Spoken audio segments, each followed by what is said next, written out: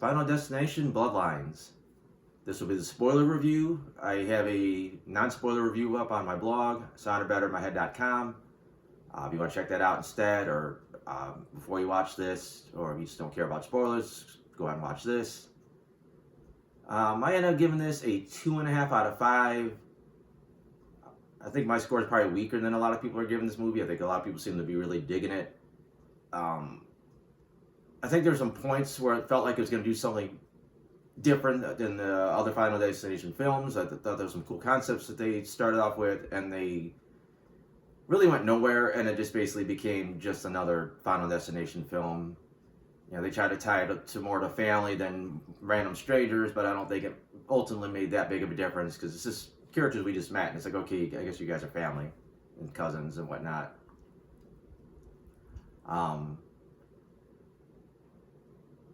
One thing about the Final Destination films is they're pretty famous for all the elaborate, deaths where like something falls into something, and that falls into something else, and that falls into something else, and that leads to a scenario where people die.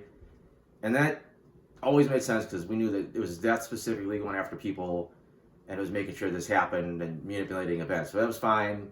And I always liked that the very first movie started with just a plane crash. It was a pretty simple, something not that out of the ordinary, and then death basically had to become more hands-on for all these other sequences.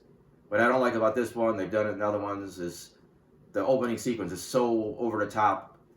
It gets to the point, it's like, all right, is this something that could possibly happen on its own, or would there be something behind the scenes on this? With a penny gets thrown off the ledge and it gets sucked in, and it messes the fan up, and then that ultimately leads to like the fire expanding, and then there's just so many coincidences have to happen for that opening sequence in this movie to go down. It gets a little borderline unbelievable. I mean, the whole series is like that, but I think I said I always attribute that to death, specifically trying to do something. And here it didn't seem like there's any reason for that, because this was one of the first disasters. The sequence itself is fine. The pretty bloody, death and destruction and all that. The interesting twist here is that instead of coming out of the vision, and then in this case Iris being apparently the main character trying to change history, immediately jumps to her granddaughter, which just throws you off. Like, wait a minute, what the hell just happened? And it's weird that the granddaughter is having visions that the same vision her grandmother had. So it's a weird twist. Kind of don't know how I feel about it. It overall worked, I think, but I think it's kind of weird that this character doesn't have that personal stake. Like, no, she saw what went down, and when she saw herself and all her friends dying. Instead, she's seen grandma that she never met and a bunch of other people she never met dying.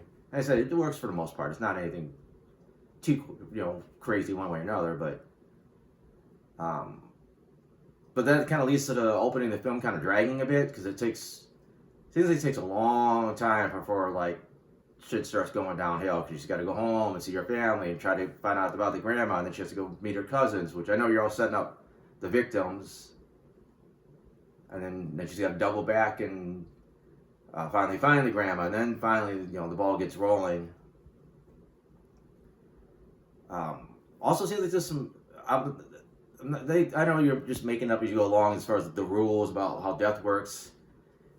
Typically, death goes in the order that you died, and since Iris was the second to last person to die in the original disaster, she should have been the second to last person to die in real life. So it seems like her staying in this cabin shouldn't have really been doing anything until her number was up. Like, because death goes in order. It's like, okay, I can't do you until I do these other 100-something people that would have died in the thing first.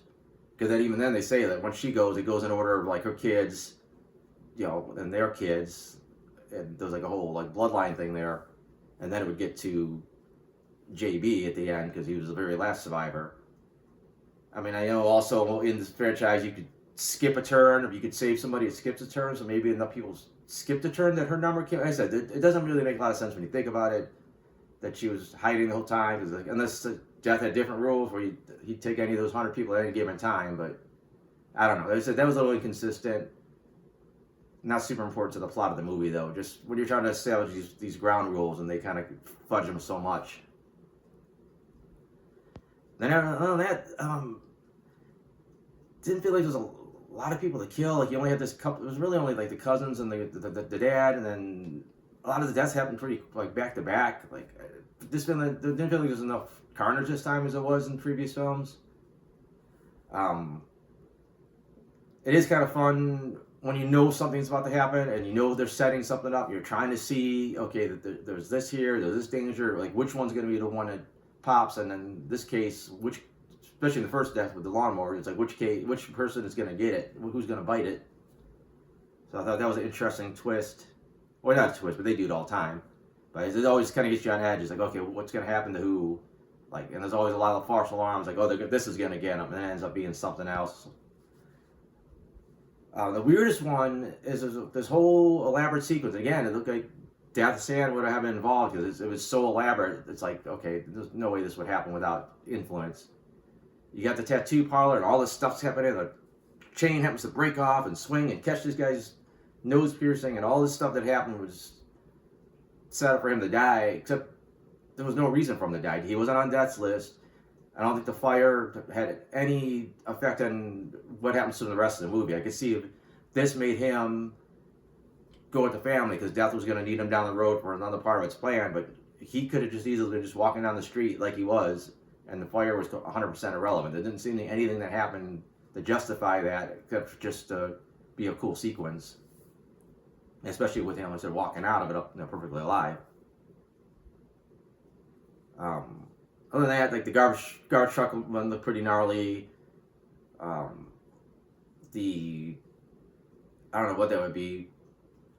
Whatever the electromagnet in the hospital was, that was pretty rough. But that looked like the CG blood at the end. I'm assuming it was CG because it looked kind of fake, unless it was real blood splatter that just looked fake.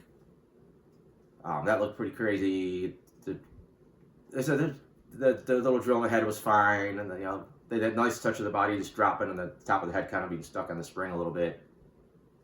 The final couple deaths were just kind of weak. There's a lot of quick smashes, like, oh, pole falls over, you're smashed.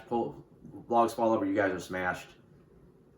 And it just never felt like it was building to that climax. It's like, oh, we get mom back to the cabin, that saves it. Like, it didn't feel like that was a solution. It felt like the cabin was not necessarily that safe. I mean, especially in the end, it looked like death was already trying to come for Iris as it was. So I never felt like, it just didn't feel like that was building towards a finale. It's like, oh, go to this cabin, and then immediately it's like, okay, the cabin ain't gonna work.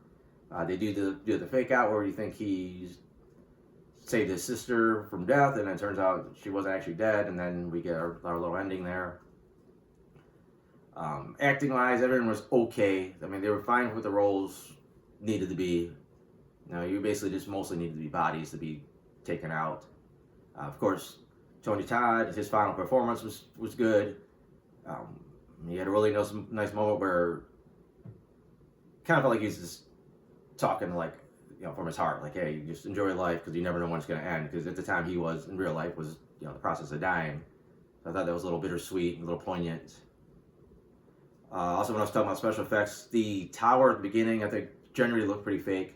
And there was a couple shots where it looked good. For the most part, it's like this looks like a CGI tower.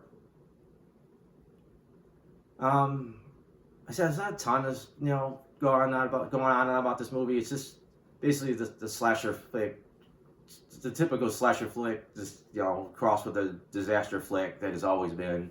Again, another thing I should actually mention. They get this thing where, especially after reading her grandma's book, the granddaughter gets this ability to start noticing, like, wait, if this falls and hits this and this and this and this, someone could get killed, and it actually pays off. I'm like, okay, she might have the ability to kind of see what's coming, and they really don't use that again. Like, there's a time where that's going to make a move, but that's very vague. We all know that that's probably about to do something. That's how the fucking movie works. So I thought that was completely wasted. Just like, they never got, at least like some of the other films, they had the pictures, you could kind of hint like how someone might die, and they just couldn't quite figure it out on time. But it was kind of going through the movie, like, oh, maybe we could figure out what Death's going to do next. And here she kind of had that innate ability to do that, and then they just never took advantage of it. So again, between the whole generational thing and supposedly this her having this new power that could have maybe evened the playing field a little bit. And like I said, the whole book and how to avoid everything, none of that really became relevant, except for the fact she just knew the order that the family was going to get taken out, and that's about it. And then, like I said, they just basically turned into another Final Destination, which is fine. They're fine, but I was hoping for something more. I think the setup was there for something more, and we just didn't get that, which is why I think I went a little lower with the grade. But that's about it. I have the non-spoiler review version of this review up on my blog. Like I mentioned earlier, I have other movie reviews. I got TV show reviews. I got my comic strips that I do. Those are all at soundofbettermyhead.com, so if you want to check any of that out, go for it. Other than that, thanks for watching.